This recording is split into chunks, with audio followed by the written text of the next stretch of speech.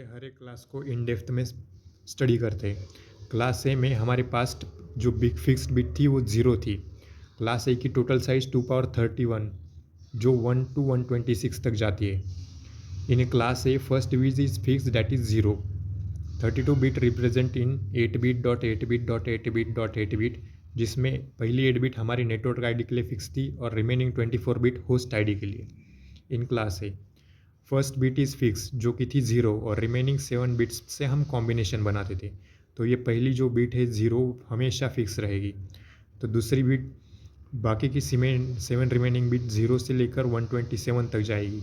0 0 0 से लेकर इसके बाद 1 फिर 2 फिर 3 उस हिसाब से कॉम्बिनेशन बनाते बढ़ते 127।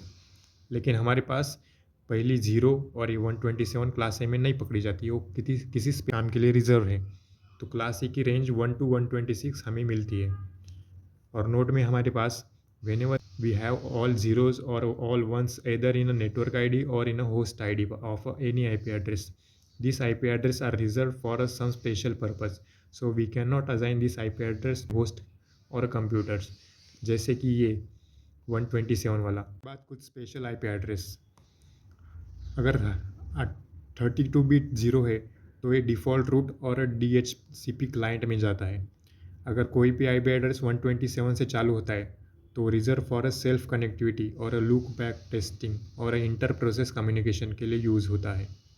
इसी के लिए 127.x.x.x can not be use as a source IP address, वो हमेशा डेस्टिनेशन IP एड्रेस से यूज़ होगा।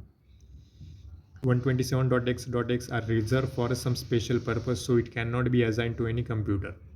Now we know that the network ID 8 bit 24 bit class A में 2 power 8 नेटवर्क्स मतलब 2 पावर जो कि 1 बिट फिक्स है हमेशा, उसी हिसाब से 2 power 7 - 2, क्योंकि 0 और 1 हम पकड़ते नहीं।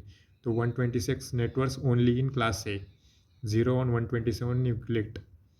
सिमिलरली फॉर होस्ट आईडी जिसमें 2 power 24 - 2 होस्ट पर नेटवर्क हमें मिलते हैं, जिसमें पहला नेटवर्क 0000 हम नहीं पकड़ते और लास्ट वाला जिसमें सारे 1 हो वो भी नहीं पकड़ते। Got it.